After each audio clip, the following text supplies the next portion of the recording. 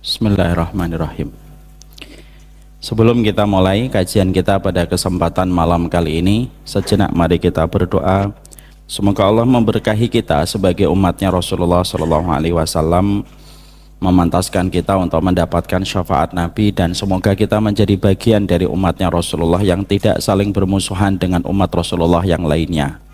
Kita juga berdoa semoga Allah memberkahi negara kita, semoga kita dijadikan oleh Allah sebagai satu bangsa yang kuat yang senantiasa mendapatkan pertolongan dari Allah, dan semoga setiap para pemangku amanah mereka menjalankan amanah sebenar-benarnya supaya bisa memberikan keberkahan untuk seluruh rakyatnya, dan semoga negeri kita tercinta dan bangsa ini terhindar dari berbagai macam musibah dan berbagai macam adab yang Allah kirimkan kepada hamba yang Allah kehendaki, dan semoga kita terlindung dari itu semuanya. Jangan remehkan doa, karena bisa jadi berbagai macam keruwetan yang kita hadapi disebabkan karena kita jarang mendoakan negeri kita tercinta, padahal kebaikan itu selalu dimulai dari sebuah doa yang dipanjatkan. Mari kita berdoa semoga Allah memberkahi dan menjadikan setiap para pemangku amanah mereka berlaku yang benar sesuai dengan kebenaran, yang sesuai dengan kitabullah dan sunnah. Amin insyaallah. Mari kita mulai kajian kita. Bismillah. Assalamualaikum warahmatullahi wabarakatuh. Innal hamdalillah wassalatu wassalamu ala Rasulillah wa ala alihi wa sahbihi wa man tabi'ahum bi ihsan ila yaumil qiyamah. Kepada seluruh jamaah Masjid Al-Falah yang semoga Allah rahmati, dan semoga Allah senantiasa jadikan kita senantiasa tetap bersaudara. Semoga kita tidak terseret kepada setiap narasi perpecahan dan permusuhan serta pertikaian di antara umatnya Rasulullah SAW. Ada sebagian kelompok yang begitu mudah mengatakan Wahabi, dan semoga kita tidak termasuk di antara mereka yang mudah mengatakan kepada saudaranya dengan kata dan kalimat Wahabi. Ada sebagian kelompok yang mereka begitu gampang membid'ahkan dan begitu gampang menyesatkan, lalu mereka meletakkan urusan fikih menjadi indikator untuk memberikan loyalitas dan permusuhan. Semoga kita pun tidak termasuk di antara umatnya Nabi yang begitu gampang menyesatkan, begitu gampang membid'ahkan, karena sejatinya perkara itu tidak bisa dipandang remeh kecuali harus ditegakkan dengan hujjah dan ditegakkan dengan ilmu yang sempurna. Semoga kita menjadi ummatan wasaton, kita menjadi umat yang tidak gampang terkena sebuah narasi pertikaian dan permusuhan. Semoga kita menjadi umat yang saling bisa memberikan rahmat kepada sesama muslim dan sesama hambanya Allah, karena sesungguhnya yang dibutuhkan pada bangsa dan umat ini adalah bagaimana umat ini mereka senantiasa saling bersaudara, saling mencintai, supaya bisa menyelesaikan satu persatu PR besar yang ada pada umat dan ada pada bangsa. Bagaimana kita bisa menyelesaikan masalah besar umat, dan bagaimana kita bisa menyelesaikan masalah besar bangsa kalau akhirnya kita terseret kepada narasi pertikaian dan permusuhan. Semoga kita tidak termasuk di antara kelompok yang begitu gampang memusuhi saudara muslim, dan semoga Allah jaga hati kita dalam setiap kebaikan.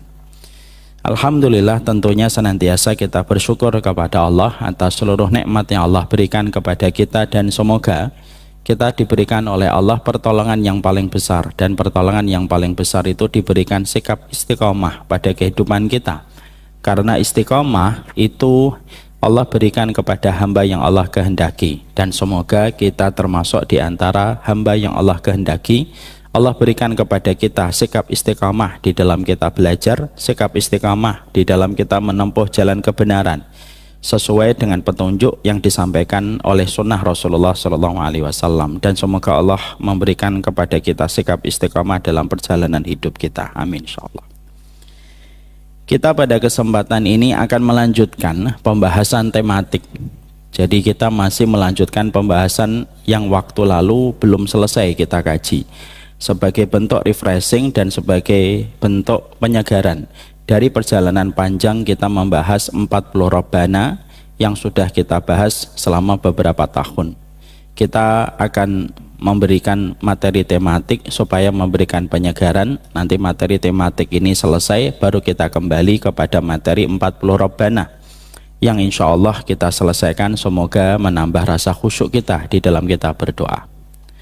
Materi kita pekan lalu kalau tidak salah yaitu materi tentang masalah keluarga. Kenapa masalah keluarga ini menjadi salah satu materi yang cukup penting kita hadirkan menjadi materi penyegaran untuk kita? Karena masalah keluarga itu bukan masalah sepele, masalah keluarga itu masalah besar, dan masalah keluarga itu bukan masalah yang bisa dipandang sebelah mata.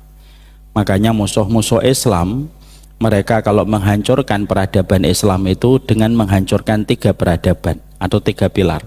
Pertama yang dihancurkan itu pilar ulamanya, sehingga ulamanya itu saling bertikai, saling bertentang, saling bermusuhan, dan dijadikan bagaimana dibunuh karakternya ketika menjadi ulama. Dan ulama ketika sudah saling bertikai, sudah saling bermusuhan, akhirnya suluhnya ini menjadi hilang dan akhirnya gagal memberikan penerangan kepada umat.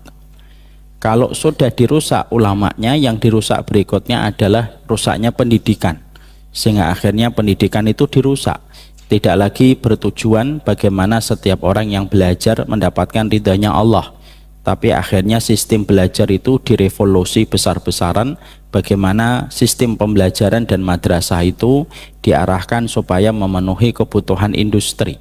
Dan akhirnya banyak laki-laki ketika mereka belajar selama 16 tahun S1 tapi tidak tahu bagaimana menjadi seorang suami yang benar dan tidak tahu bagaimana beribadah kepada Allah yang benar.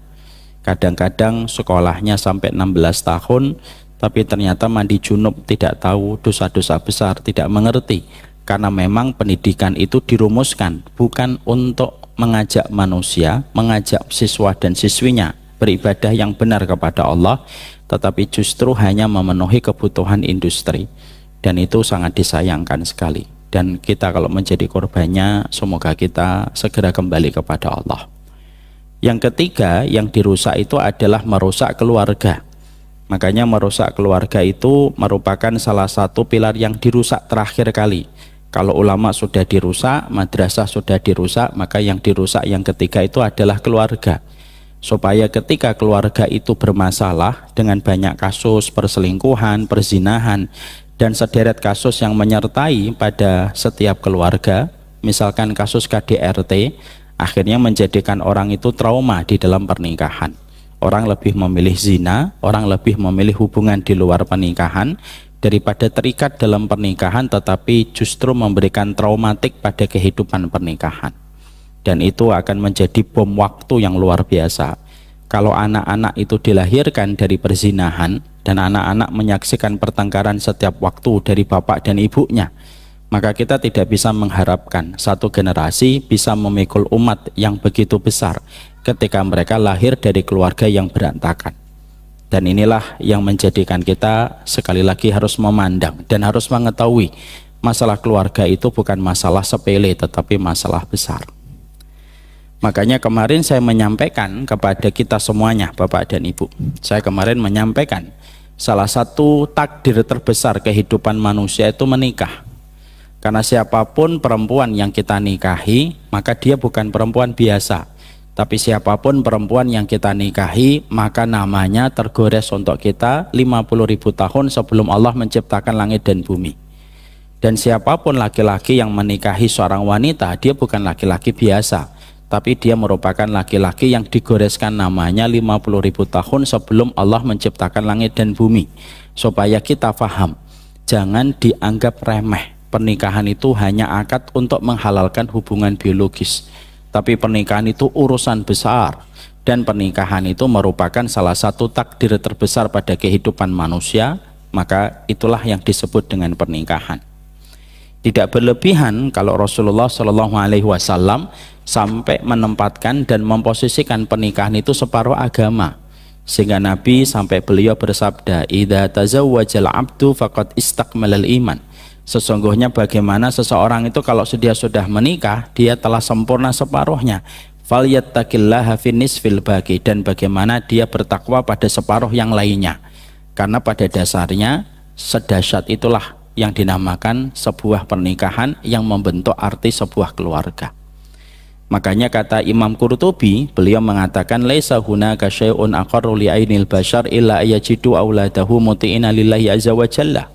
Kamu tidak pernah dapatkan satu perkara yang paling menenangkan kalau kita hidup lalu beranjak tua. Tidak ada yang paling menenangkan untuk kita kecuali ketika kita mendapati keluarga kita satu nada, satu frekuensi dengan kita menuju kepada Allah. Karena ketenangan yang kita dapatkan ketika Bapak menjadi presdir, ketika Bapak menjadi menteri, ketenangannya tidak akan sama dengan ketenangan yang didapatkan ketika seseorang mendapatkan qurrata ayun dan keluarga yang sakinah di dalam rumahnya. Wanita tidak akan pernah mampu merasakan ketenangan kecuali ketenangan bersama keluarganya, karena itu merupakan puncak ketenangan pada kehidupan manusia setelah ketenangan mereka beribadah kepada Allah. Itulah ketenangan. Makanya ketika kita memahami ini, mari kita sama-sama kita belajar apa yang harus kita lakukan di dalam pernikahan kita supaya pernikahan ini betul-betul kita mengerti setiap petunjuknya dan kita mengerti apa yang harus kita lakukan supaya kita tidak terperosok kepada jurang kerusakan di dalam pernikahan kita.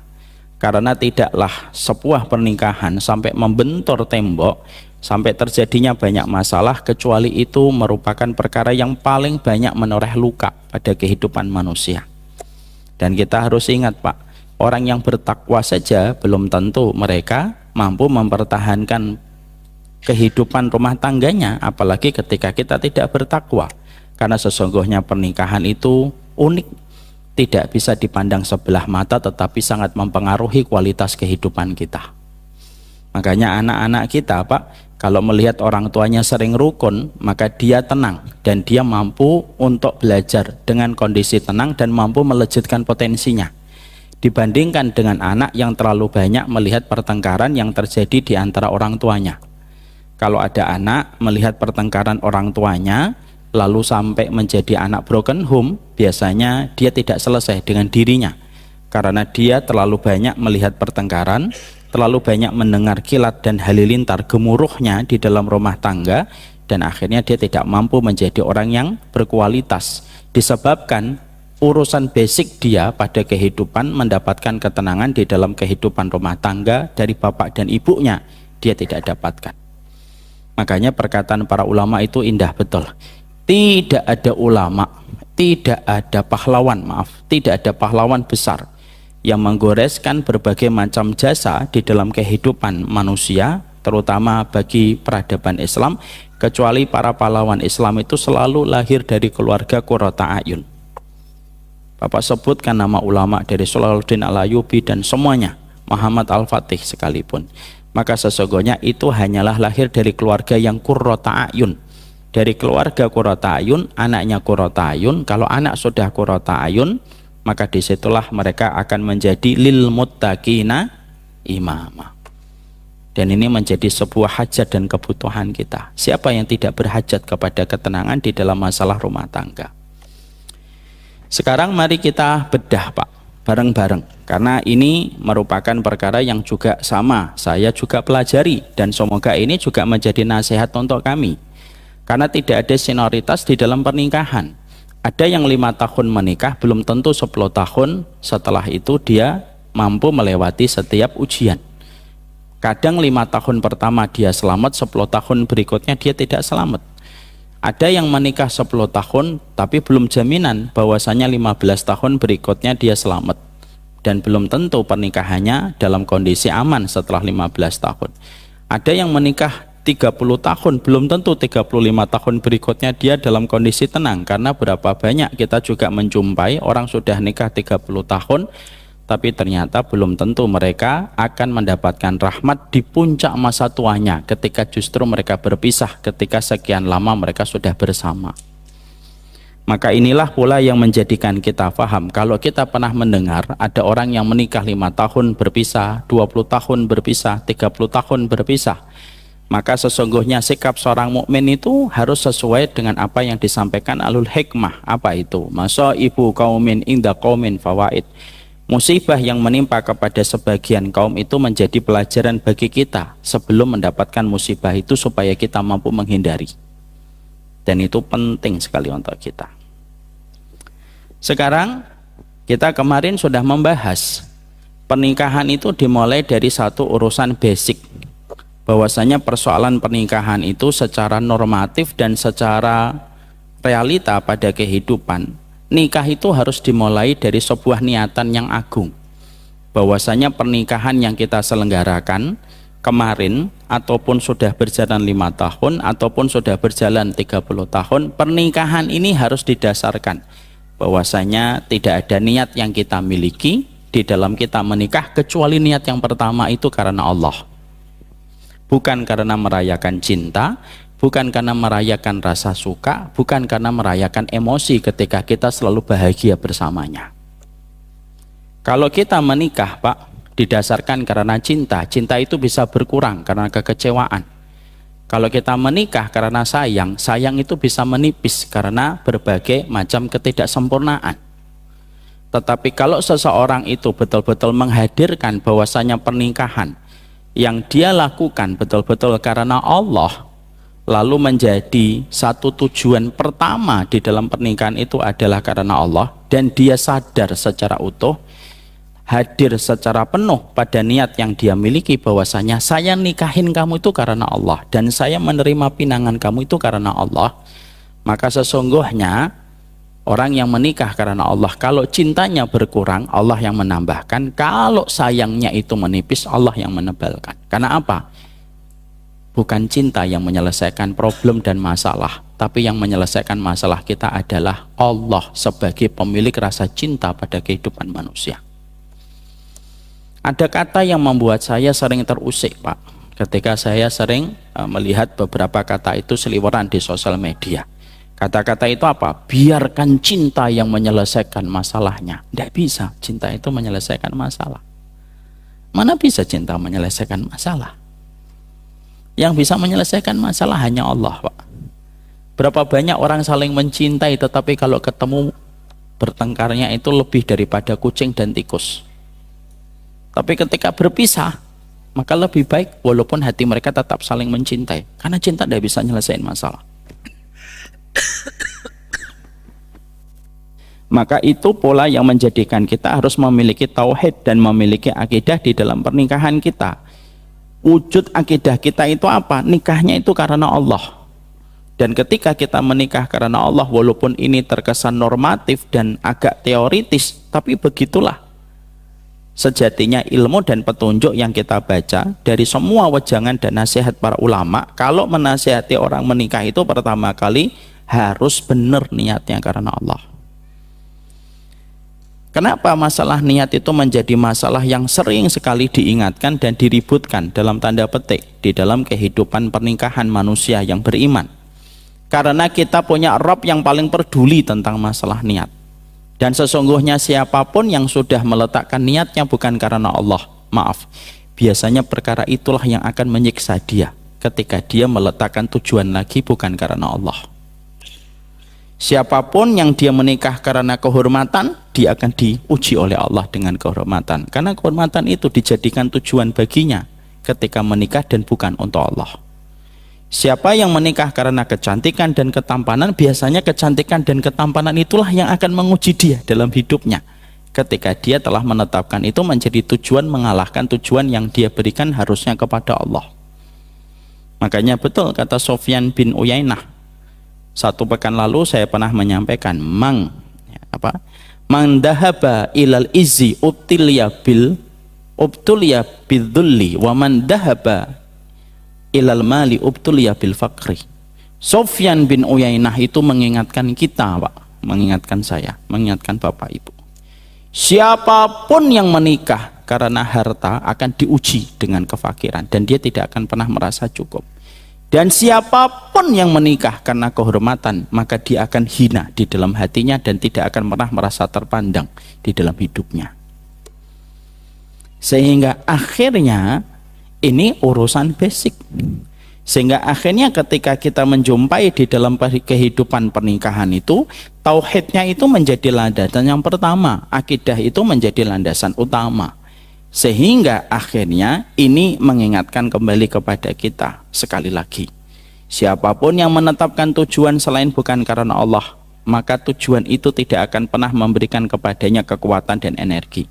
Tapi siapapun yang pergi kepada Allah, maka sesungguhnya dia tidak akan pernah kecewa di dalam kehidupannya. Sekarang mari kita bedah Pak, bareng-bareng. Konsekuensi ketika kita diperintahkan menikah itu karena Allah, bukan karena rasa cinta, bukan pula karena rasa sayang, tetapi karena Allah. Konsekuensinya apa dari poin pertama ini? Maka setidaknya ada sekitar 6 konsekuensi kalau kita telah menetapkan pernikahan kita semata-mata karena Allah. Dan masing-masing dari kita akan terevaluasi dengan 6 poin ini. Saya terevaluasi dengan 6 poin ini, Bapak juga terevaluasi, Ibu juga terevaluasi dengan 6 poin ini. Karena siapapun yang telah mendapati 6 perkara ini, 6 poin ini di dalam pernikahannya, maka dia bisa menghibur dirinya, fix dan confirm pernikahan itu telah didasarkan kepada Allah. Tapi siapapun ketika menikah 6 perkara ini tidak dia jumpai dalam pernikahannya, maka walaupun dia mengatakan 1000 kali kepada pasangannya bahwasanya dia mencintai karena Allah, tapi 6 perkara ini tidak hadir dalam pernikahannya, fix dan confirm, berarti dia dusta di dalam ucapannya. Mari kita bahas apa konsekuensi 6 ketika kita mendapati pernikahan kita semata-mata karena Allah. Karena mengatakan cinta karena Allah itu indah dan manis ketika diucapkan dan didengar, tapi terkadang begitu pahit dan perih perjalanan ketika kita harus siap dengan segala konsekuensinya. 6. Apa konsekuensi 6 dari setiap ucapan ketika seseorang itu telah menetapkan pernikahan semata-mata karena Allah, sebagaimana yang dikatakan Sufyan bin Uyainah rahimahullahu ta'ala, man dhahaba ilad din jama'allahu malan wal izzi. Siapapun yang menikah karena Allah, siapapun yang menikah karena agama, Allah memberikan kepadanya kemuliaan, Allah memberikan kepadanya kecukupan, dan Allah memberikan kepadanya ketenangan. Sekarang bagaimana konsekuensi ketika kita menikah karena Allah? Yang pertama Pak, orang yang telah menetapkan tujuan dia bahwasanya pernikahan yang dia selenggarakan bersama dengan laki-laki dan wanita yang telah dia pilih, lalu menuju kepada pernikahan, yang pertama, dia senantiasa menetapkan semenjak dia menikah bahwasanya urusan pernikahan itu menjadi medan ihtisab baginya untuk mendapatkan rahmat dan mendapatkan pahala di sisi Allah. Sehingga dia menikmati dalam tanda petik seluruh problematikanya dan seluruh perjuangannya, karena dia tahu bahwasanya pernikahan itu terkadang tidak memberikan kepada kita musim semi yang begitu indah. Pernikahan itu tidak selalu menjanjikan kita bulan purnama, dan pernikahan itu tidak selalu menjanjikan kepada kita bunga mawar yang indah tanpa kita melihat durinya. Karena pernikahan itu tidak selamanya dalam kondisi tenang Pak. Dan kita harus menyadarkan diri kita bahwasanya kalau ada satu keluarga, kalaupun dia beriman, belum menjamin kok keluarga orang yang beriman itu akan mendapatkan ketenangan di dalam pernikahan. Belum tentu. Ada yang ditenangkan, itu ujian bagi mereka. Ada yang dijadikan penuh problematika, itu pun juga tidak lepas ujian bagi mereka. Kalaupun ada yang diberikan ketenangan di dalam pernikahan, dzalika fadlullah yu'tihi may yasha wallahu dzul fadlil azim. Itulah keutamaan yang Allah berikan kepada hamba yang Allah kehendaki. Karena apa? Salah kalau kita mengatakan orang yang bertakwa pasti tenang pernikahannya. Oh, belum tentu Pak. Karena apa? Karena dua-duanya ujian. Ada nggak orang yang bermaksiat kehidupan keluarga mereka tenang? Ada dan banyak. Ada nggak keluarga yang mereka menempuh dengan ta'aruf yang benar, tetapi ternyata pernikahan mereka penuh dengan gejolak? Banyak. Sehingga akhirnya tidak ada yang bisa untuk memberikan obat penawar dari rasa kegetiran yang kita jumpai. Mungkin dalam pernikahan, karena pernikahan tidak menjanjikan musim semi yang membuat kita tersenyum. Pernikahan tidak selalu menjanjikan bulan purnama yang begitu indah untuk kita pandang. Maka sesungguhnya ihtisab itu menjadi obat penawar ketika kita mendapati apa yang kita jumpai dalam pernikahan tidak sesuai dengan apa yang kita bayangkan. Ustaz, Ada nggak orang nikah, orang bertakwa tapi penuh gejolak? Ada, banyak. Mana dalilnya? Saya datangkan dalil, Pak. Pertama, pernikahan antara Nabi Nuh dengan Nabi Lut. Apa yang kita ragukan dari pernikahan Nabi Nuh dengan Nabi Lut? Dua-duanya adalah orang yang begitu solih dan taat kepada Allah. Orang yang paling layak mendapatkan seorang wanita mukminah yang begitu solihah, yang menjadi partner kehidupan akhiratnya menuju kepada Allah. Karena ketakwaan dari Nabi Nuh dan Nabi Lut tidak sama dengan ketakwaan kita, Pak. Maka sesungguhnya Nabi Nuh itu pemimpin ulul azmi, di mana kesabaran itu puncaknya. Orang yang sabar itu salah satunya pemimpin ulul azmi, yaitu Nabi Nuh. Tapi Nabi Nuh mendapatkan satu keluarga yang ternyata keluarga beliau ternyata tidak mendukung beliau setiap waktunya dan setiap saatnya kepada Nabi Nuh, dan tidak beriman, sebagaimana istrinya Nabi Lut yang membocorkan tamu yang datang kepada Nabi Lut dan membocorkan tamunya kepada kaumnya Nabi Lut ketika memberikan loyalitas kepada kaum yang jelas membenci dan kontra dengan Nabi Lut. Itu menjadi dalil pertama. Oh, ternyata orang yang bertakwa belum tentu dalam pernikahannya itu mereka mendapatkan secara otomatis ketenangan, karena dua-duanya ujian. Nabi Ismail, apakah Nabi Ismail istri pertamanya taat kepada beliau dan betul-betul mumpuni dan layaknya permasyuri bagi Nabi Ismail? No, enggak, Pak, Ibu, enggak. Kita menjumpai bagaimana Nabi Ibrahim ketika datang pada satu kesempatan tidak menjumpai Nabi Ismail, lalu tanya kepada istrinya yang saat itu berada di rumahnya, mana suamimu? Dan istrinya tidak tahu kalau yang datang kepadanya adalah bapak mertuanya. Lalu disampaikanlah bahwasanya Ismail lagi keluar karena ada kebutuhan. Sebagian riwayat mengatakan beliau sedang menggembala kambingnya. Lalu bapak tua itu tidak mengatakan kalau dia itu Ibrahim, bapaknya Ismail. Dia bertanya, bagaimana kondisi suamimu ketika bersama dengan dirimu? Diceritakanlah tentang berbagai macam kelemahan, kekurangan yang didapatkan istrinya ketika bersama Ismail, kan? Padahal kan kita harusnya mikir, loh, istrinya Nabi yang ketika usia 9 tahun sudah dipuji oleh Allah ketika menerima perintah taat tanpa syarat, patuh tanpa taat tanpa tapi patuh tanpa syarat. Ketika disuruh untuk disembelih, dia yang menguatkan bapaknya. Sudah, Pak, lakukan, ya abati fa'al ma tu'mar. Sudah, Pak, kerjain apa yang Allah perintahkan kepada dirimu, kamu akan mendapati aku sebagai orang yang sabar. Tapi ternyata ketika beliau menikah yang pertama, beliau mendapatkan seorang istri yang begitu menjadi seorang istri yang begitu mengingat keburukan dan kekurangan dari seorang Ismail alaihi salam. Apa yang dikatakan oleh Ibrahim kepada wanita itu? Beliau mengatakan, Bapak dan Ibu pasti sudah tahu, ganti palang pintunya. Dan akhirnya Nabi Ismail mengganti palang pintunya atau tidak? Mengganti palang pintunya, artinya istrinya diganti, diceraikan lalu menikah lagi dengan yang kedua. Dan yang kedua ini ternyata jauh lebih baik daripada yang pertama. Jadi Nabi Ismail itu pernah nikah 2 kali. Yang satu gagal, yang satu baru mendapatkan kebaikan. Padahal kalau kita pikir dengan logika, maka kita akan bertanya, kenapa keluarga para nabi itu kok tidak diberikan keluarga yang betul-betul sakinah, mawaddah, dan warahmah, supaya bisa menjadi role model untuk kita sebagai orang yang beriman. Itulah ketentuan Allah, dan Allah tidak pernah ditanya mengapa melakukan ini dan melakukan itu. La yus'alu amma yaf'alu wa hum yus'alun. Allah mana bisa ditanya? Kita yang ditanya sama Allah. Itu kehendaknya Allah.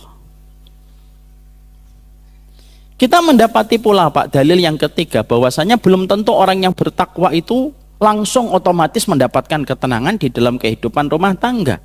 Tanpa kita boleh mengaibkan kalau ada orang yang bertakwa tiba-tiba mendapatkan masalah pada keluarganya. Yang ketiga dalilnya adalah ketika kita menjumpai ada seorang anak angkatnya Nabi Zaid. Zaid itu, Pak, saking solihnya namanya ada di dalam Al-Quran. Seorang sahabat yang pernah mau diangkat oleh Nabi Muhammad menjadi anak angkatnya. Dan hampir-hampir Nabi mengganti nasabnya dengan Zaid bin Muhammad ketika ditegur sama Allah, baru digagalkan dan diurungkan niat itu. Nikah dengan wanita solehah yang bernama Zainab, yang kelak di masa mendatang akan nikah dengan Rasulullah. Kan berarti tidak main-main, karena yang memilihkan Zainab untuk Nabi itu Allah langsung. Zainab itu kalau sedang berbangga-bangga dengan para istrinya Nabi, kalau Ibunda Aisyah itu kan berbangganya apa? Berbangga bukan sombong, tapi menyebutkan apa? Yang nikmat yang mereka dapatkan dari Allah. Ibunda Aisyah itu apa? Saya adalah orang yang dibersihkan tuduhan yang mengarah kepada diriku, dan yang membersihkannya adalah Allah langsung dari arasnya. Itu kalau Ibunda Aisyah. Kalau Ibunda Zainab enggak. Saya adalah wanita yang perintah nikahnya turun dari langit yang ketujuh. Itu Ibunda Zainab. Wanita main-main atau wanita setengah main-main, Pak? Wanita serius. Nikah, Pak, dengan Zaid. Yang satu bertakwa, yang satu bertakwa nikah. Tidak cocok, Pak. Karena yang satu dari kalangan budak, yang satu dari kalangan keluarga yang memiliki kemuliaan nasab. Latar belakang yang beda, culture yang beda, itu mempengaruhi dalam ketenangan keluarga. Dan akhirnya apa? Pisah. Zaid nikah dengan Ummu Aiman, Zainab dinikahi oleh Rasulullah SAW.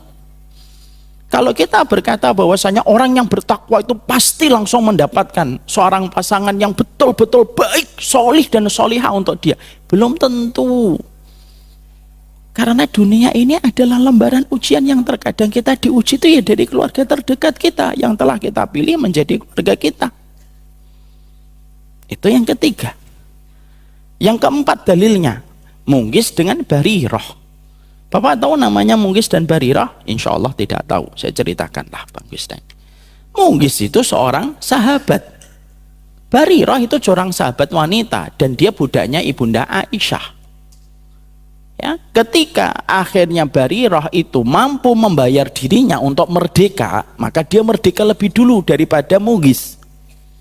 Dalam hukum fikih, dalam masalah perbudakan, al-itqu, kalau ada seorang budak yang satunya kalau ada budak menikah, yang satunya merdeka, maka dia boleh memutuskan hubungan pernikahannya dan itu tidak dosa. Ketika Barirah itu sudah merdeka, Munghis masih menjadi budak, maka perkara pertama yang dilakukan oleh Barirah adalah saya tidak mau melanjutkan pernikahan dengan Munghis. Dia wanita merdeka, boleh dalam hukum Islam begitu. Ketika Munghis mendapati sang istri setelah merdeka justru memutuskan ikatan pernikahan mereka, Munghis itu sedih, Pak. Saking sedihnya tuh kemana-mana gitu, ngikutin Barirah. Bukan hanya sekedar mengikutin, setiap melihat langkahnya Barirah itu dia nangis. Dan tangisannya membasahi jenggotnya Munghis, Pak. Lah jenggotnya orang Arab kan gak seuplek gini, Pak. Bukan sebagaimana Pahaiban, gak ada. Maka sesungguhnya jenggotnya Munghis itu tebal, Pak. Sampai Nabi itu tidak tega, lalu memanggil Munghis. Munghis, mau nggak aku bantu supaya kamu bisa kembali sama Barirah? Mau ya Rasulullah. Ditemuin Barirah dan berkata kepada Barirah, wahai Barirah, emang kamu ndak pengen balik sama Munghis? Apa perkataan Barirah, Pak? Ini loh, Pak, tauhidnya para sahabat wanita dan sahabat laki-laki. Perkataannya Barirah itu apa? Apakah engkau perintahkan aku ya Rasulullah? Kalau engkau perintahkan aku turutin, karena ini perintahmu. Tapi kalau hanya engkau menyarankan kepadaku, kalau hanya saran dan masukan, saya tidak ingin balik kepada Munghis ya Rasulullah. Maka Nabi mengatakan, enggak, saya itu hanya syafa', saya itu hanya menolong Munghis aja kalau memang kamu berkenan. Karena Nabi tidak mau memaksa perasaan. Saya hanya membantu Munghis saja. Kalau engkau tidak memberikan perintah ya Rasulullah, saya tidak ingin balik kepada Munghis. Dan Munghis itu di dalam sisa hidupnya itu, Pak, dia terus sedih memikirkan Barirah yang tidak lagi mau bersama dengan dirinya. Ibarat kata, Pak, setiap melihat Barirah lewat, hatinya perih. Masya Allah. Hatinya perih. Padahal ini dua-duanya orang yang dikenal di dalam sejarah. Ini menunjukkan lagi kepada kita bahwasanya tidak serta-merta kalau kamu bertakwa itu secara otomatis kamu langsung mendapatkan mulus. Pernikahanmu nanti dalam kondisi langsung tenang. Istrimu langsung taat. Langsung mau untuk tunduk cium tangan kamu 24 jam. Tidak gitu. Tidak gitu. Tapi sesungguhnya Di situ ada berbagai macam ujian Allah. Dan ini dalil keempat. Mau saya tambahin dalil lagi? Banyak, tenang aja, saya masih banyak kisahnya. Dalilnya masih banyak supaya kita tuh tahu, Pak, bahwasanya pernikahan itu jangan kita bayangkan sebagaimana kita membaca kisah Cinderella di dalam buku-buku dongeng. Jangan kita menganggap pernikahan itu sebagaimana ketika kita melihat sinetron Korea. Maaf, salah, sini aja.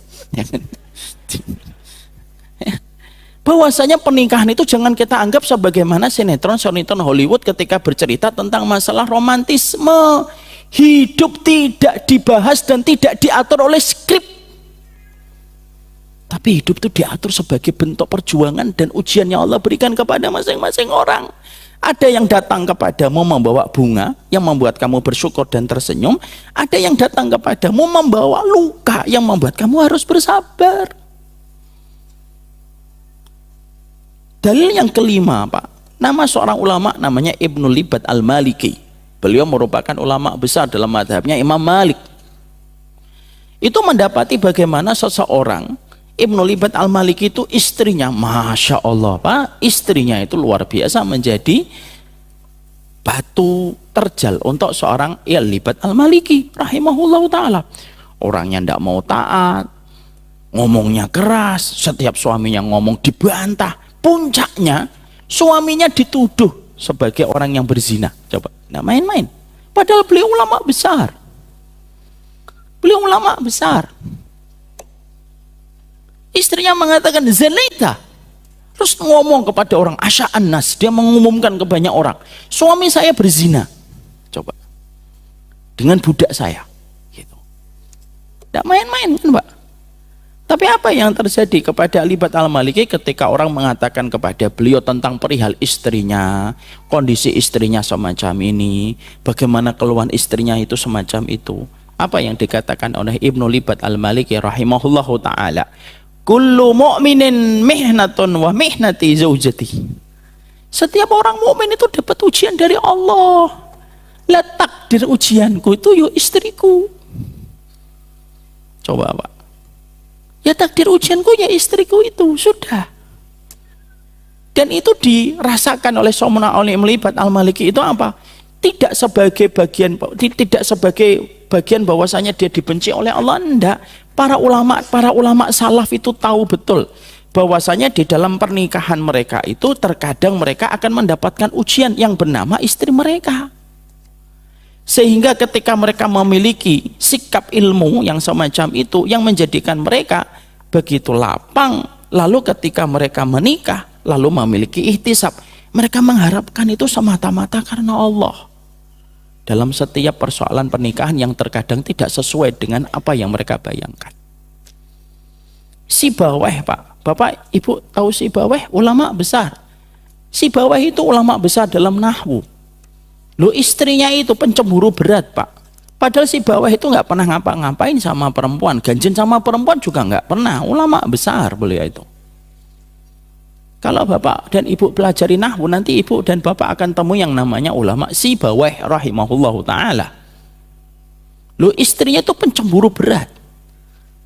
Dan pencemburunya itu apa? Karena Sibawayh itu nggak pernah laki-laki yang taat, bertakwa, nggak pernah ganjen sama perempuan. Lah cemburunya istrinya Sibawayh itu apa? Cemburunya itu sama kitab yang selalu dibaca sama Sibawayh. Karena apa? Ulama salaf itu kecintaannya kepada ilmu itu lebih besar daripada apapun. Maka kebiasaan itu tiap hari itu baca buku aja. Lo membuat istrinya itu jengkel sama kitab. Coba, Pak. Cemburu sama kitab, diajak bertengkar, ndak ngomong kan kitab itu. Diajak untuk berpolemik, ndak bisa kan? Sibawayh pergi, Pak. Ketika Sibawayh pergi, Masya Allah, ketika Sibawayh pergi, dikumpulkan kitabnya Sibawayh, dibakar, Pak. Pulang-pulang Sibawayh mendapati, loh itu kok ada kebakaran, rumahnya siapa? Gitu. Lah rumahnya beliau, Pak. Loh kitabnya itu dibakar sama istrinya. Nanti maaf ya ibu-ibu, jangan dijadikan sebagai dalil. Saya kayak gini tuh masih mending daripada istrinya Sibawayh, enggak juga gitu. Tapi di situ kita mendapati bahwasanya istrinya Sibawayh itu dalam kondisi sudah separah itu, dibakar itu kitabnya Sibawayh sampai Sibawayh terpancing emosinya dan akhirnya beliau menceraikan istrinya. Padahal beliau ulama besar. Hari ini qawaid nahwiyah itu lahir dari kecerdasan seorang Sibawayh dalam masalah syair, dalam masalah tata letak irama dan tata letak syair di dalam bahasa Arab. Itu Sibawayh. Dan itu ujian beliau. Ada pula kita jumpai ada seorang yang ulama besar, Pak, yaitu qura'nya Mesir, namanya Utsman Al-Hattab rahimahullahu ta'ala. Loh, Utsman Al-Hattab ini ulama besar, gurunya para qura'. Qura' itu orang yang membaca Quran. Beliau itu imamnya qura' di Mesir. Imamnya qura' di Mesir. Lah Utsman ini, Pak, pada satu waktu ketika malam-malam ada muridnya. Muridnya itu tidak jauh rumahnya dari rumah gurunya, Utsman Al-Hattab rahimahullahu ta'ala. Malam-malam muridnya itu pengen sholat tahajud, wudu. Lalu dilihat ada di pinggir jalan itu kayak ada selimut putih gitu, dibungkus kepada satu jasad gitu. Kaget gitu, itu siapa itu? Dideketinlah itu dengan perasaan berdebar-debar. Lalu dipegang itu, digoyang, ternyata ada suara. Dan ternyata di balik kain yang menutupi itu ternyata ada seseorang. Ternyata gurunya, Pak, Syekh Utsman. Lalu Syekh Utsman itu ditanya sama muridnya, wahai guru kami, ngapain kamu tidur di pinggir jalan? Gurunya berkata, istriku ngusir aku dari rumah, lalu nyuruh aku tidur di pinggir jalan. Coba, Pak. Ini. Jadi apa yang kita dapatkan dari kisah-kisah ini kalau diceritakan, masih banyak bagaimana kesabaran para ulama ini. Tapi di sini memberi arti kepada kita bahwasanya tidak selamanya orang yang bertakwa itu secara otomatis mereka mendapatkan sebuah ketenangan. Ada yang diberikan langsung ketenangan, itu ujian baginya untuk bersyukur. Ada yang diberikan oleh Allah dengan ujian dan guncangan, itu pun juga ujian bagi Allah untuk melihat bagaimana batas kesabaran. Dan kita tidak bisa, Pak, untuk menilai dan menjudge kehidupan rumah tangga orang lain. Ini orang takwa kok keluarganya kayak gitu. Bisa jadi orang itu sudah nangis di atas sajadah sampai sajadahnya basah. Tapi apalah hati, namanya keluarga itu yang menggenggam urusannya Allah kok.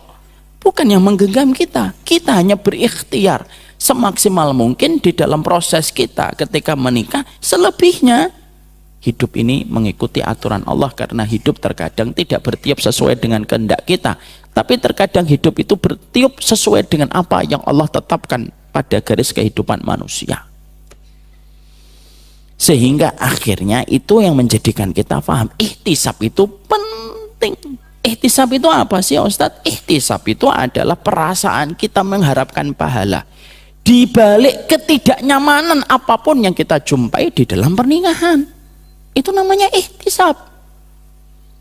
Kita mendapati, kita merasa saya sudah jadi laki-laki yang family man, berusaha untuk memberikan apapun untuk keluarga kita, tapi ternyata feedback dari keluarga ternyata tidak sesuai dengan apa yang kita harusnya dapatkan. Itulah di situ ada ihtisab.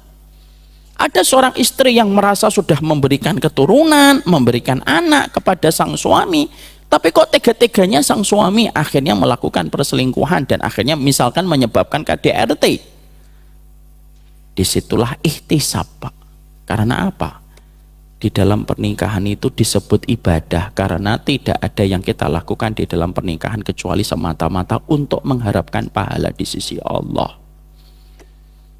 Dan kita tidak bisa mengharapkan seluruh kesempurnaan. Bisa nggak kita mendapatkan kesempurnaan? Tidak bisa. Man talaba zawjan bila aibin bagia bila zawjin. Wa man talaba zawjatan bila aibin bagia bila zawjatin. Kata para ulama salaf, kalau kamu mencari seorang suami tidak punya aib, sampai kamu mati kamu nggak akan mendapatkan suami.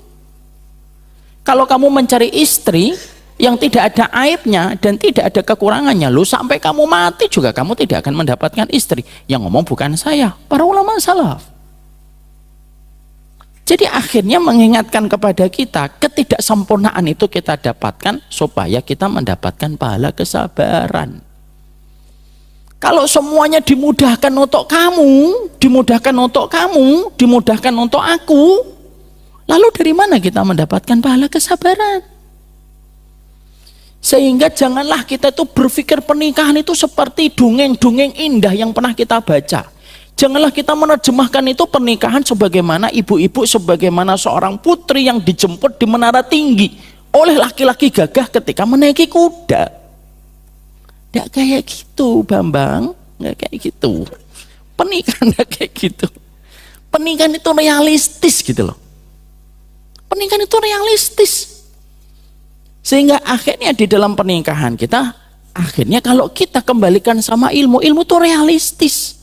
Ketika Islam itu tahu bahwasanya pernikahan itu tidak ada yang sempurna, diletakkanlah kaidah penting. Apa kaidah itu? Ihtisab. Itu namanya ilmu, Pak. Selalu tahu apa yang dibutuhkan. Ketika gedung dikhawatirkan akan goyang kalau terkena gempa, naudzubillah min dzalik, atau terkena angin yang kencang, diletakkanlah fondasi cakar ayam supaya mencekram ke dalam tanah supaya gedung itu berkekuatan besar. Sama, siapa yang paling tahu bahwasanya dalam kehidupan rumah tangga tidak menjanjikan kepuasan? Allah. Lalu apa perintahnya Allah setelah Allah yang tahu bahwasanya pernikahan itu tidak menjanjikan kepuasan? Allah perintahkan nabinya untuk berkata, ihtisab dalam pernikahan kamu, mengharapkan pahala. Dan itu yang akan menjadi obat bagi saya, bagi bapak, bagi ibu dalam pernikahan. Ya. Sehingga akhirnya ihtisab itu merupakan materi yang terkadang skip, terlewatkan. Kenapa? Karena orang kalau sudah kecewa itu, orang itu kalau sudah kecewa itu tidak ingat apa-apa, padahal semuanya harus dikembalikan kepada Allah semata. Ini namanya ihtisab. Apa itu ihtisab? Mengharapkan pahala di balik ketidaknyamanan yang kita jumpai dalam setiap takdir, terutama takdir pernikahan. Makanya ihtisab, kalau orang meninggal dunia, ihtisabnya apa, Pak? Orang misalkan kita cintai nih Pak Haiban, meninggal dunia. Moga-moga panjang umur dalam taat, Pak. Contoh, saya khawatirnya beliau deg-degan gitu. Ketika beliau meninggal dunia karena kita mencintai beliau, karena malam ini kan kita makan soto kan, belum makan soto. Sudah Isya? Oh sudah ya? Saya namanya. Maka ketika beliau meninggal dunia, kita ihtisamnya apa? Allahumma jurni fi musibati wa akhlif li khairan minha. Ya Allah, kasih saya pahala atas musibahku, ganti yang lebih baik. Itu namanya ihtisab, Pak. Jadi terkadang kehidupan rumah tangga itu tidak selalu tentang alhamdulillah. Tapi kadang-kadang pernikahan itu tentang kehidupan ketika kita bicara astagfirullah. Jadi tidak selamanya alhamdulillah suamiku, alhamdulillah istriku. Ada saatnya kita mengucapkan alhamdulillah, ada saatnya kita harus menarik nafas yang dalam lalu mengucapkan astagfirullah. Tapi kalau pas menarik nafas dalam-dalam jangan lupa mengeluarkan, yang takutnya terganjal di sini. Jadi disitulah kita memahami. Paham ihtisab, Pak? Apa namanya? Ihtisab. Jadi nanti kalau dalam pernikahan kok tiba-tiba ada fase-fase bapak kecewa ataupun istri kecewa, ucapkanlah Allahumma jurni fi musibati. Ya Allah, kasih pahala atas ketidaknyamanan saya dalam pernikahan ini. Wa akhlif li khairan minha. Kasih pengganti yang lebih baik, bukan pengganti suami atau pengganti istri, enggak. Pengganti itu kondisi mungkin istri kita atau suami kita itu terkadang diganti oleh Allah dengan anak-anak. Tapi kita harus ingat satu perkara yang Allah jadikan kita dapat ujian itu biasanya akan diganti oleh Allah. Apa itu, Ustaz? Nanti kita bahas setelah sholat isya. Barakallahu fikum. Ini yang dapat saya sampaikan. Kelihatannya baru 5 menit ya, sudah 40 menit ya, insyaallah. Semoga Allah masih berikan kekuatan kita untuk selalu ihtisab. Sebelum kita bubar, ayo bareng-bareng kita ucapkan Allahumma ujurni fi musibati wa akhlifli khairan minha. Bapak bisa ganti, Ibu bisa ganti. Allahumma jurni fi jauzi. Ya Allah, kasih aku pahala atas musibah suamiku dan istriku ini dan berilah pengganti yang lebih baik. Itulah kehidupan pernikahan. Sallallahu ala nabiyina Muhammad. Sotonya udah siap? Sudah, alhamdulillah. Berarti habis sisa kita makan soto. Kita kajian sebentar, baru setelah itu kita makan soto. Assalamualaikum warahmatullahi wabarakatuh.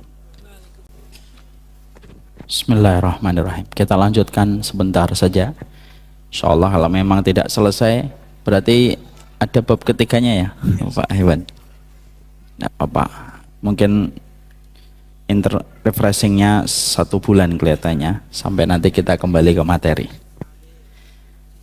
Bismillah. Assalamualaikum warahmatullahi wabarakatuh.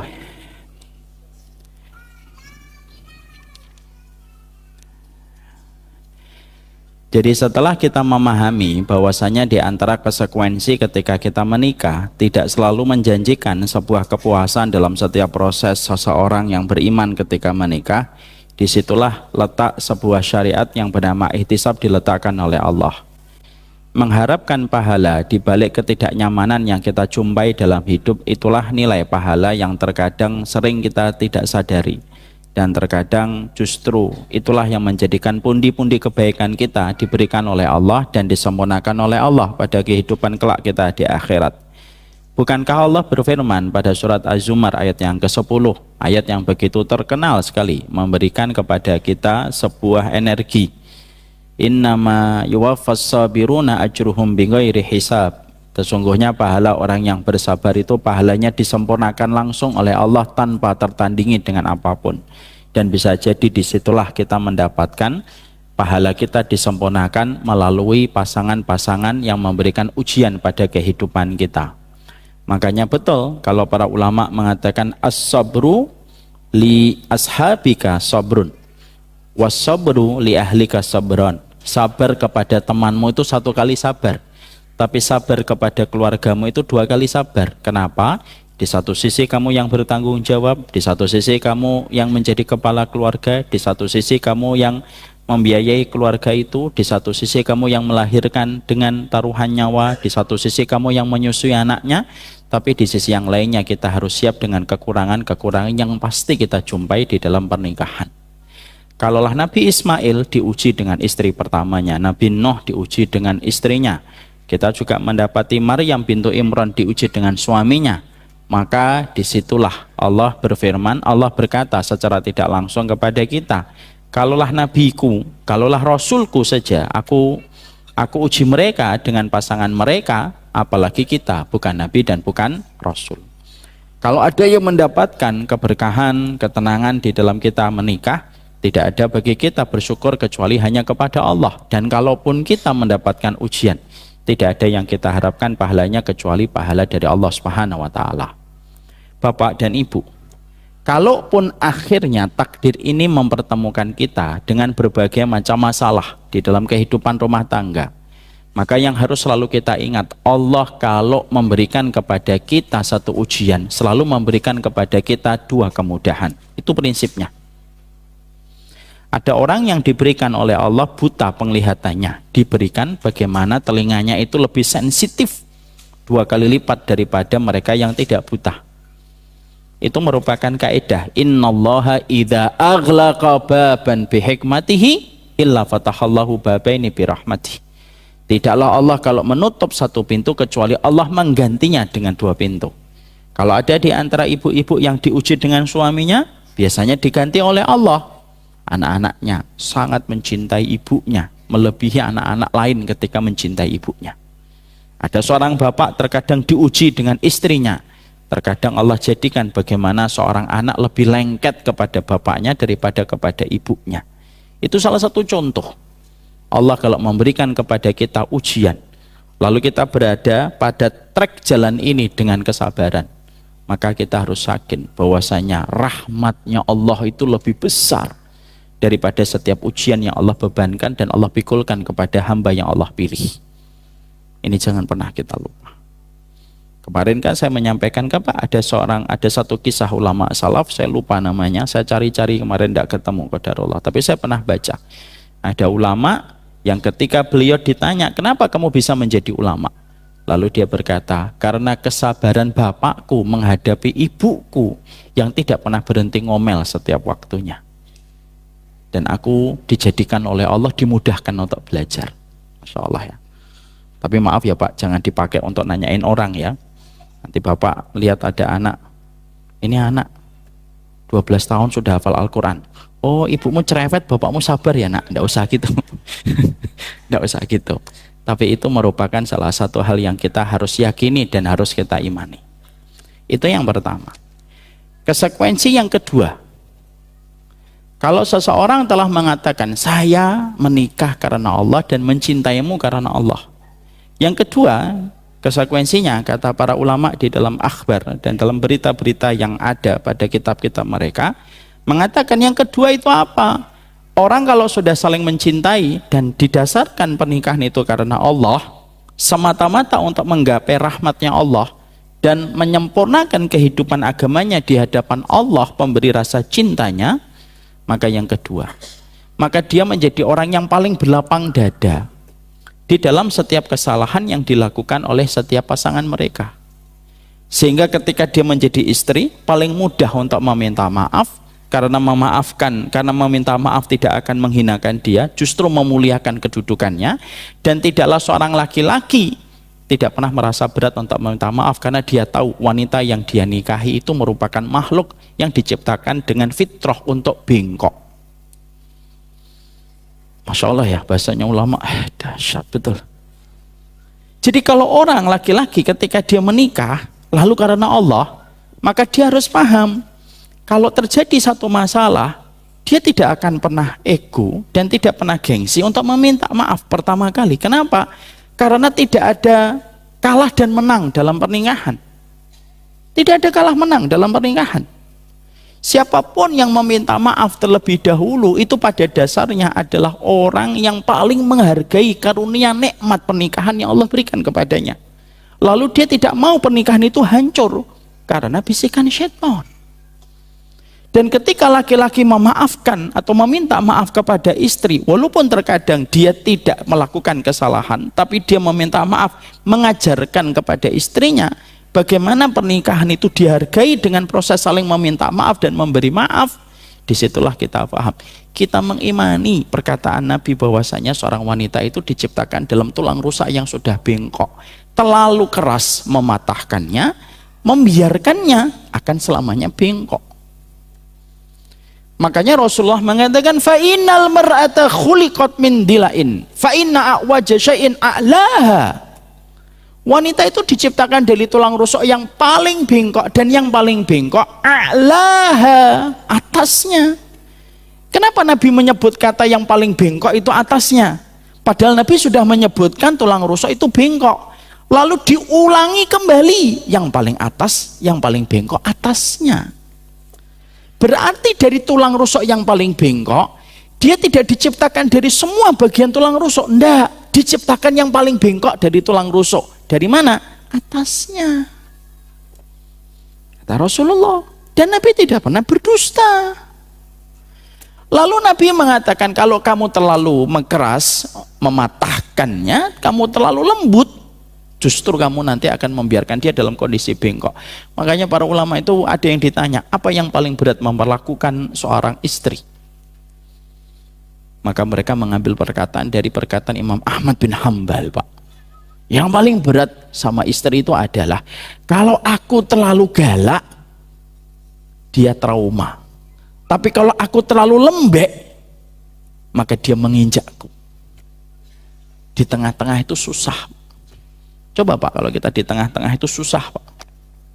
Bapak di tengah-tengah di antara dua kelompok, yang satu ngomong Wahabi, yang satu gampang membid'ahkan. Susah Pak di tengah-tengah. Di satu sisi Bapak dianggap Wahabi, di satu sisi Bapak dianggap bid'ah. Udah, dedel duel kita. Tidak apa-apa, memang di tengah itu dedel duel. Sudah mati, ihtisab. Maka sesungguhnya itu pula yang didapatkan. Makanya kalau orang itu sudah menikah karena Allah, konsekuensinya itu apa? Dia menjadi laki-laki, kalau ada pertengkaran, dia menunggu istrinya meminta maaf, kok tidak kunjung minta maaf? Dia yang minta maaf, bukan karena dia salah, tapi karena dia ingin memberikan contoh kepada istrinya. Nikah itu anugerah dari Allah dan saya menjaganya, dan saya mengimani perkataan Nabi. Ya Allah, tulang rusuk yang paling bengkok bigain atasnya. Sebagaimana ketika seorang istri ketika dia mengatakan saya sudah menikah karena Allah, apa konsekuensinya? Dia menjadi wanita yang paling mudah minta maaf walaupun dia dalam kondisi benar, Pak. Masya Allah ya, wanita itu simpel kok masuk surga. Wanita yang masuk surga itu apa? Kata Rasulullah, al-walud yang banyak anaknya, al-wadud yang banyak cintanya, al-a'ud siapa itu? Yang apabila terjadi pertengkaran dia dengan suaminya, dia yang datang Pak kepada bapak, lalu meletakkan tangannya di atas dada suaminya dan berkata, la adzuku ghamsan hatta tarda. Wahai suamiku, aku nggak akan nyabut tanganku ini sampai kamu ridho kembali kepadaku.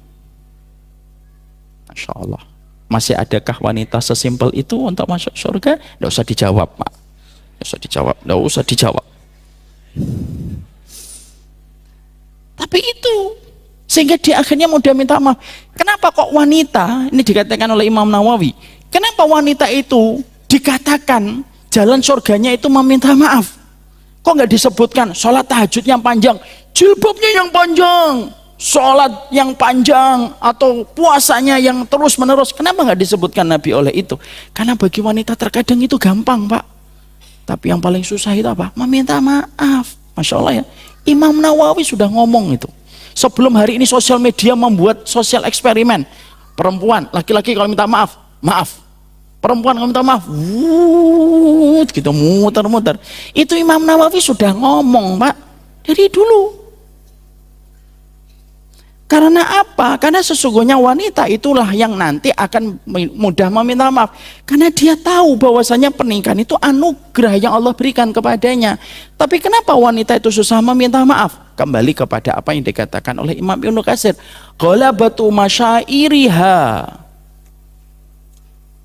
Karena perempuan itu didominasi perasaannya.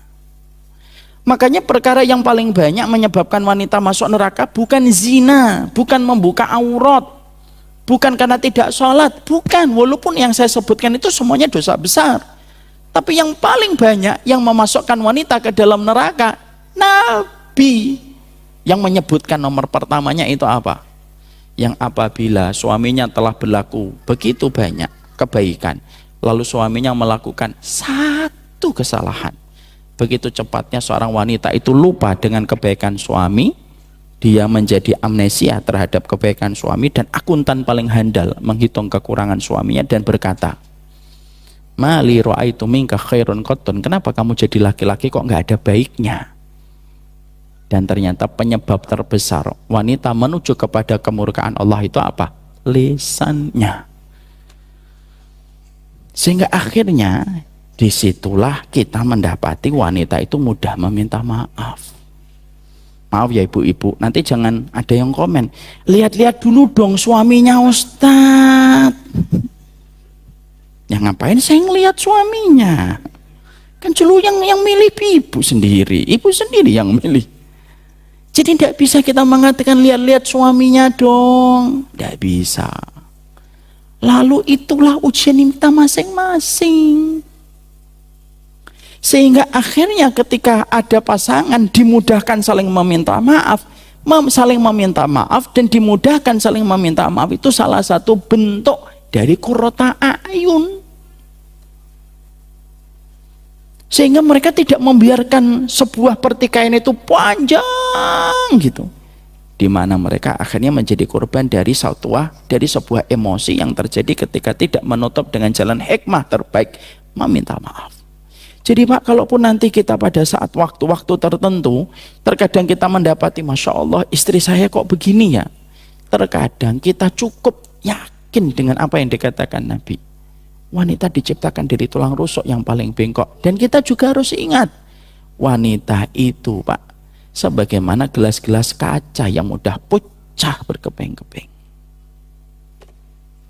Dan itu yang kita harus lakukan.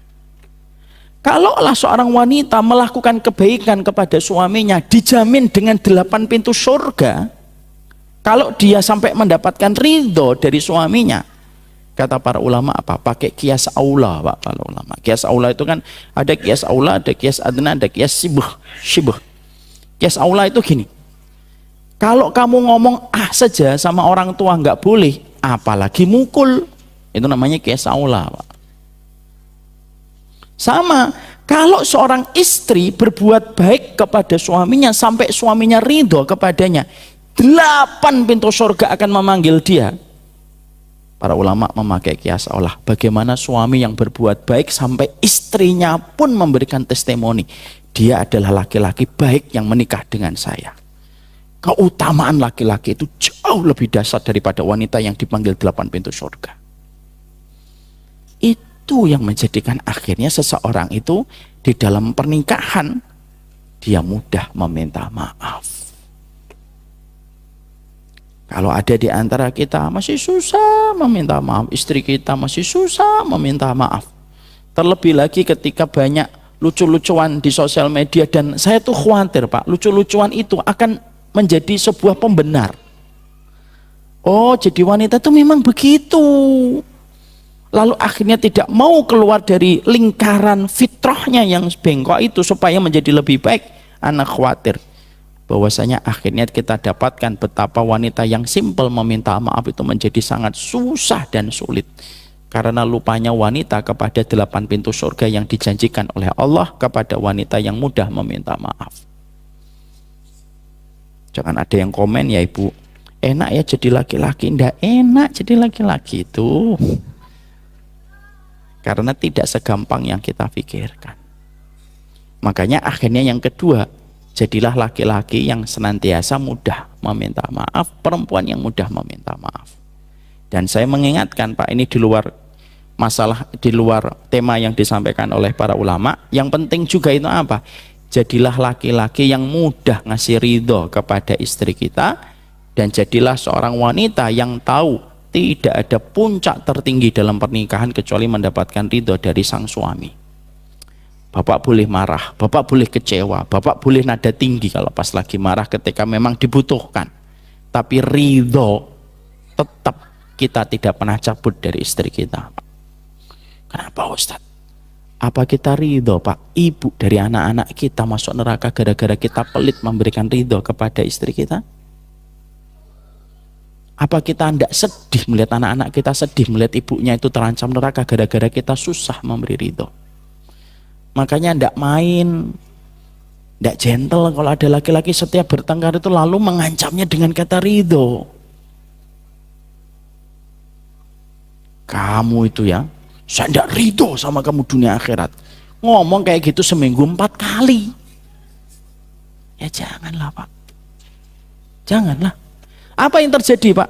Kalau bapak meremehkan masalah ini, saya meremehkan masalah ini, dan akhirnya istri kita terancam dengan tidak ridhonya kita ketika mengucapkan kalimat itu, apa yang terjadi, Pak? Kalau wanita sudah tidak diridhoi suami, berarti jauh dari surga. Apa yang dipegang tidak berkah, apa yang diusap dari rambut anaknya tidak berkah, ketika mandikan anaknya tidak berkah, Pak. Karena apa?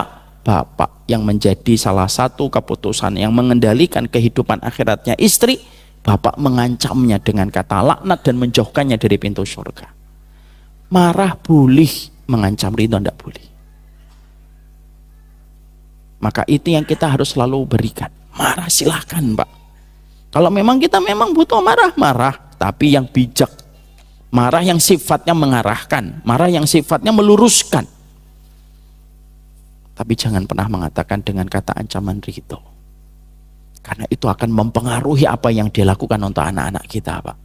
Jadi kalau istri kita sudah kita ancam, saya tidak ridho, anak khawatir, terus anaknya gimana? Diasuh sama seorang istri yang tidak diridhoi sama suami, Pak. Dan itu sangat mempengaruhi banyak hal.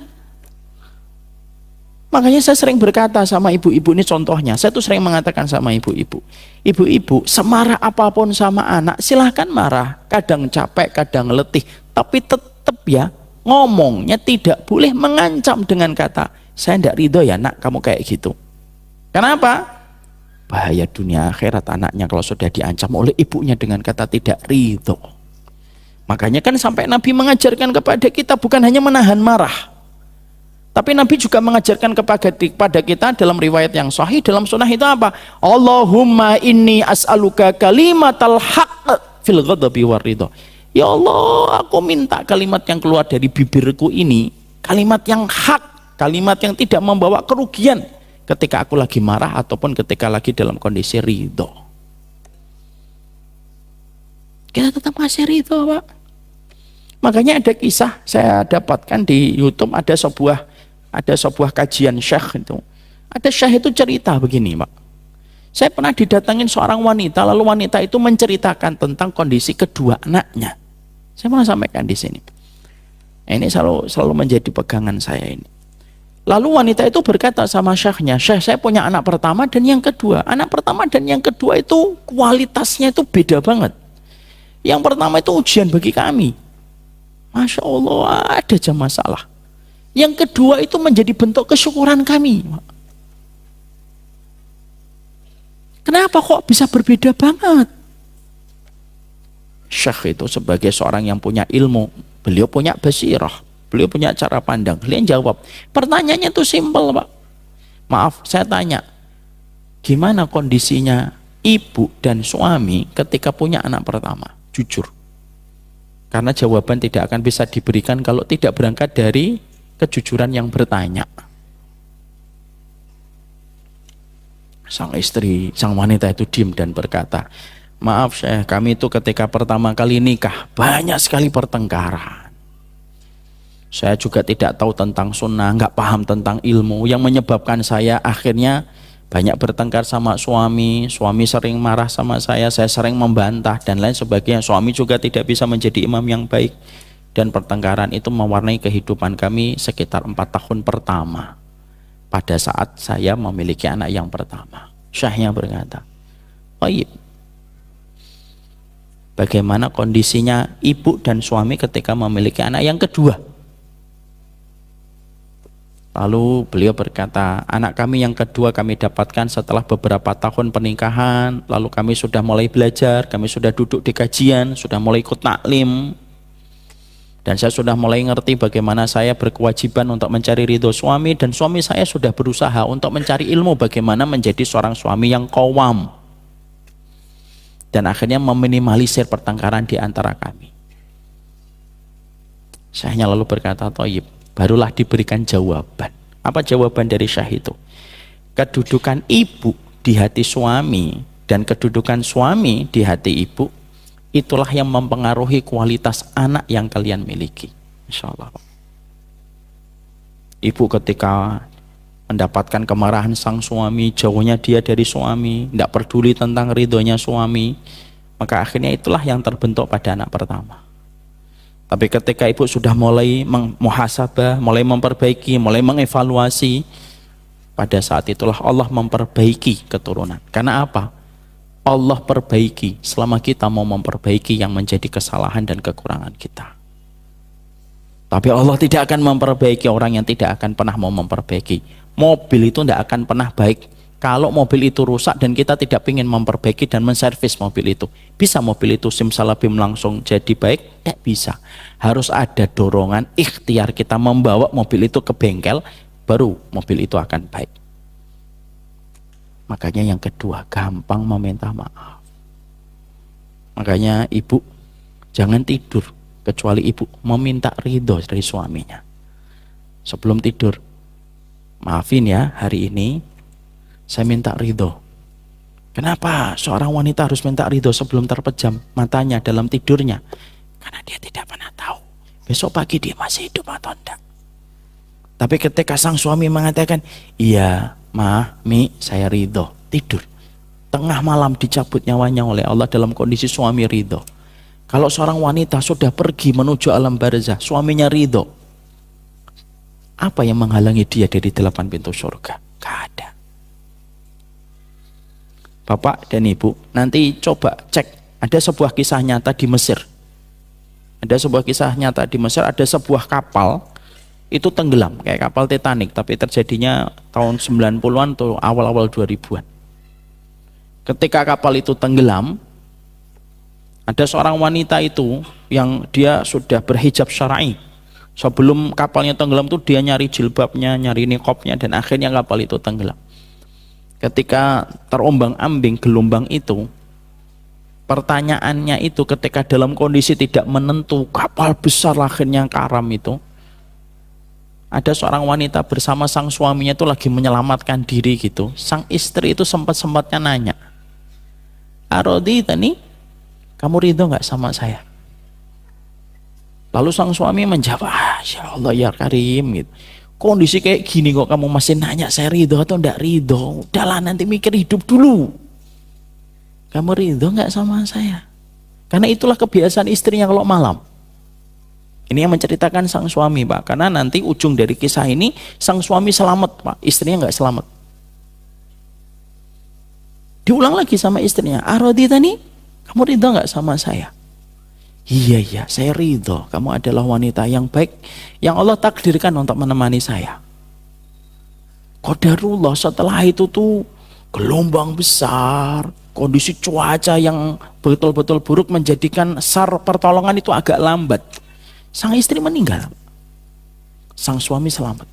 Sang suami yang menceritakan kisah nyata ini di televisi nasional dan berkata, tidak ada perkataan yang keluar dari istri saya terakhir kali ketika kami terombang-ambing dengan gelombang, kecuali perkataannya itu ya berdasarkan kebiasaannya dia.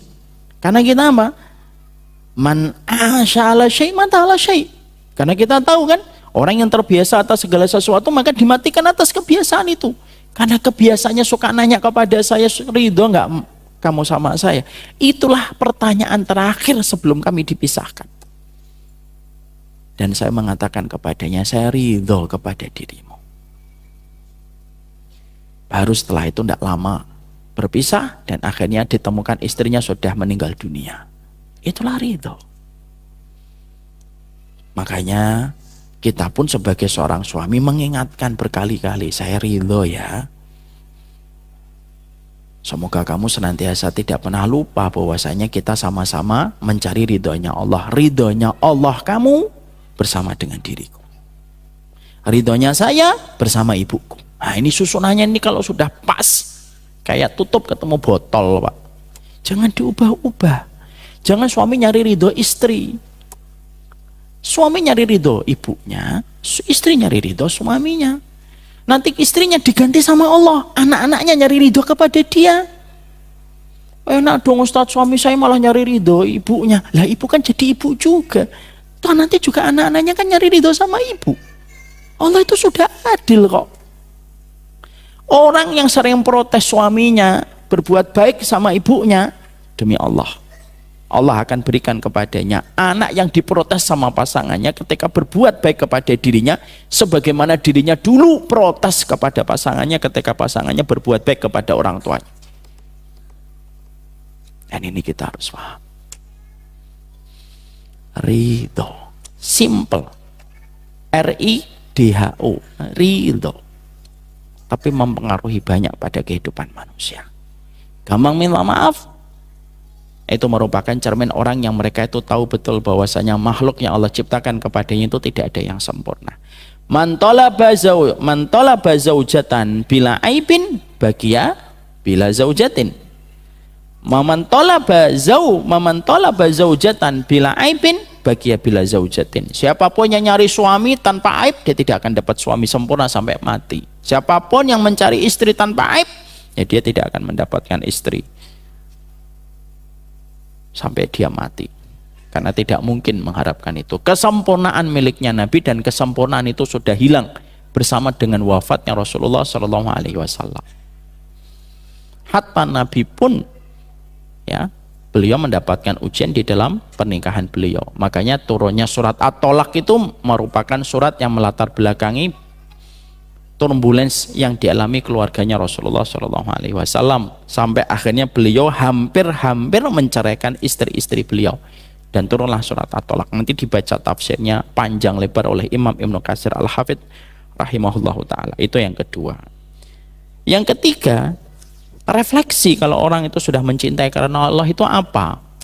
Yang ketiga, yang keempat, yang kelima, yang keenam kita bahas selanjutnya insyaallah pada pertemuan kita insyaallah. Pelan-pelan. Kalau belajar karena Allah, sabar. Supaya kita memahami prosesnya tidak ada yang instan. Semoga Allah berkahi pernikahan kita. Semoga Allah berkahi keluarga kita. Semoga keberkahan kita dengan pasangan kita menjadikan anak-anak kita berkah setiap waktunya dan setiap saatnya.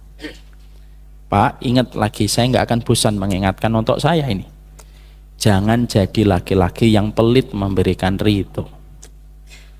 Dan ibu-ibu harus paham, tidak ada puncak tertinggi seorang wanita. Bukan ketika dia menjadi pengusaha skincare, enggak. Puncak tertinggi seorang wanita itu ketika dia terus berusaha mendapatkan ridho dari suaminya. Jangan malu untuk minta ridho suaminya setiap saat ya. Makanya maaf Pak, kalau Bapak nanti punya orang tua sudah mulai sakit-sakitan, dua, Bapak harus ingat, minta maaf, minta ridho. Bapak mendapatkan ibunya sudah sakit-sakitan, minta dua, minta maaf kekurangan menjadi anak dan minta ridhonya. Ya, kalau ibu sudah sakit-sakitan, minta ridho dan minta maaf sama suaminya. Dua perkara itulah melapangkan barzah, menaikkan derajat manusia di hadapan rahmatnya Allah. Wassallallahu ala nabiyina Muhammad. Kelihatannya sotonya sudah melambai-lambai gitu. Kok tadi saya itu mencoba mengendus kok nggak bau-bau ya sotonya ya. Oh mungkin sotonya lagi digodok di bawah. Kita kayaknya nggak terlalu ma'ruf kalau membiarkan sotonya dingin, karena soto kalau dingin itu nggak terlalu nikmat ya. Makanya mari kita menyegerakan. Kapan lagi pengajian Rebu ada makan malamnya. Kita doakan semoga Pak Hiban istiqomah ya. Semoga beliau tidak futur gitu ya, insya Allah. Dan semoga dengan makan ini nanti saya bareng-bareng bisa mendekatkan kita nanti sembari ngobrol, supaya suasana pengajian itu bukan terlalu formal dan terlalu normatif, tapi saya itu pengen kita ini nyatu itu Pak. Semoga kita bisa menjadi keluarga di antara keramaian umat. Wassallallahu ala nabiyina Muhammad. Pak Hiban sudah siap-siap pegang mic. Saya tidak tahu kalimat apa yang beliau sampaikan gitu, tapi kita doakan semoga tidak ada yang keluar dari lisan beliau kecuali kalimat hak dalam kondisi marah dan gitu. Barakallahu fikum. Ini Anda bisa sampaikan. Subhanakallahumma wa bihamdika asyhadu an la ilaha illa anta astaghfiruka wa atubu ilaik. Saya serahkan kembali ke Pak Hiban. Jazakallah Ustaz. Serasa kita mendengarkan tausiah ini luar biasa. Bekal kita dalam berumah tangga. Bagi yang sudah menikah, mudah-mudahan ini menjadi tambahan bekal lagi. Yang belum menikah, mudah-mudahan cepat dapat jodoh dan nanti bisa mengamalkan. Jangan lupa kepada para bapak-bapak, jangan pelit untuk minta maaf pada istri. Ibu-ibu senang ya kalau bapak-bapak suaminya minta maaf? Senang? Sekali senang nggak? Maaf ya Bu, Bapak menikah lagi. Senang nggak Bu? Kalau konten ini saya sudah berlepas tangan ya, ya insya Allah. Dan Pak Hiban tolong nanti kalau ditanya siapa ustadznya jangan menyebut nama saya Pak Hiban. Enggak, saya kan cuma mengulangi Ustaz. Ini beda. Jadi sama dengan, padahal pecinya beliau sudah kayak Gus Baha miring-miring ini. Karena serius ngomong masalah poligami. baik, saya tidak akan berpanjang, saya takutnya memperbanyak dosa saya. Khawatir. Alhamdulillah sadar beliau, masya Allah. Padahal saya kan benar cuma bertanya aja, memperjelas. Senang minta maaf, kalau suaminya senang minta maaf ya senang-senang gitu kan. Giliran ditanya kayak gitu. Saya sampaikan Pak, poligami itu memang tidak meminta izin, tapi persoalannya poligami itu bukan hanya fikih, tapi poligami itu ada kemakrufan dan kepantasan.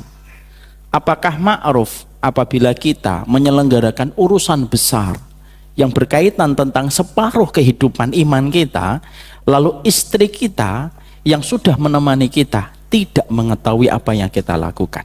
Memang secara fikih sah, tapi secara kemakrufan tidak ma'ruf. Nabi memang tidak minta izin, tapi semua istrinya itu tahu kalau Nabi itu menikah. Ini saya lanjutkan kajiannya atau gimana ya? Pancingan saya berhasil kan? Ya. Aduh. Mari kita doakan semoga beliau diampuni dosa-dosanya. Dan biasanya Bu, kalau geledeknya itu menyambar-nyambar, hujannya nggak turun. Kalau ngomongnya banyak berarti biasanya nggak berani. Baiklah, marilah kita tutup Itu kajian. omongan nggak punya dalil, Pak. Antum ditanya sama Allah nanti. Ini serba salah terus pokoknya ini. Harus banyak belajar. Iya, karena setiap perkataan itu harus berdasar kepada ilmu. Itulah bedanya Haiban dengan Ustadz. Baik jamaah yang kami hormati, Sorto sudah menanti, mudah-mudahan berkenan. Kita cukupkan dulu. Kita tutup dengan lafal hamdalah bersama-sama. Alhamdulillahirrahmanirrahim. Kita doakan pula, subhanakallah wa bihamdika. Kita doakan pula yang memberikan hadiah soto pada malam ini diberkahi oleh Allah, dilapangkan rezekinya, dan semoga yang makan dan menikmati rezekinya juga mendapatkan limpahan rahmat dari Allah Subhanahu wa taala. Jangan lupa ya Pak, doakan bangsa kita semoga senantiasa diberikan keberkahan oleh Allah setiap waktunya. Ini merupakan anugerah besar yang Allah berikan kepada kita, negara kita tercinta.